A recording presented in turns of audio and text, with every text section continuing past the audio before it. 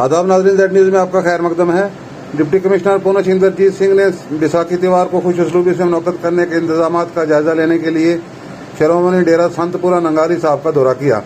जिला तरक्याती कमिश्नर के साथ senior superintendent of police Rohit Baskotra के अलावा तमाम मुतल्लिका अफसरान भी मौजूद थे। आगे देखिए हमारे नुमाइंदा जहांगीर अहमद की रिपोर्ट।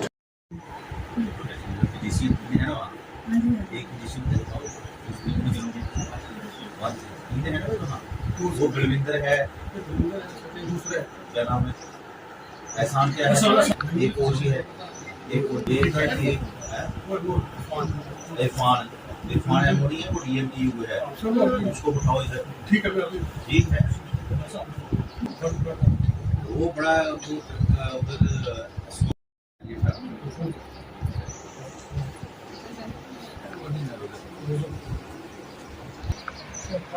ये आप डॉक्टर आ रही है, आप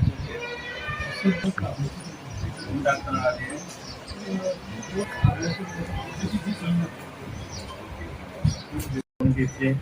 तो श्रीमान मानसा जी वालों, दास वालों और सारे जिहड़े कमेटी दे मैंबरान ने सारे वालों आप जी का बहुत बहुत धन्यवाद। इस समागम में आप जी सारी हर जगह पे मदद करोगे तो जिहड़ा प्रोग्राम है ये असीं खुशी नाल सिरे नाल निभा सकीए।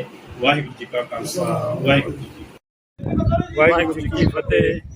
साध संगत जी, आप जी सारे ही जानू हो कि शिरोमणि डेरा नंगाली साहब जो विखे खालसे का शुभ दिहाड़ा आ रहा 14 तरीक को, वो बड़ी श्रद्धा भावना मनाया जा रहा है।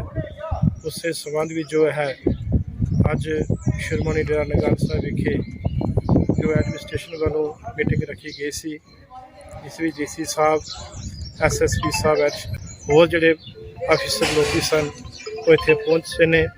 उन्होंने सारा जायदा ला के मीटिंग में सानू पास किया कि असी हर किस्म का सहयोग देंगे ताकि जो त्यौहार है वो बड़े पद्धर पर मनाया जा सके। किसी किस्म की जी परेशानी है आप जी एडमिनिस्ट्रेशन वालों नहीं आएगी। उन्होंने जितने भी डिपार्टमेंट सन DC साहब ने आप सारे बुला के उन्होंने जो ड्यूटियां लगाई गई ने वो अपनी ड्यूटियां ते बिल्कुल पक रहनगे। तो आस करते हाँ कि जो बैसाखी का त्यौहार आ रहा है वो बड़े पद्धर पर डेरे साहब विखे मनाया जाए।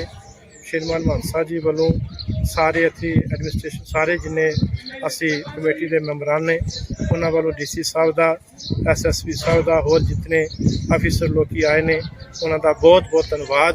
असी आस करते हैं कि वो साडा पूरा सहयोग देंगे। वाहिगुरू जी का खालसा, वाहिगुरू जी की फतेह।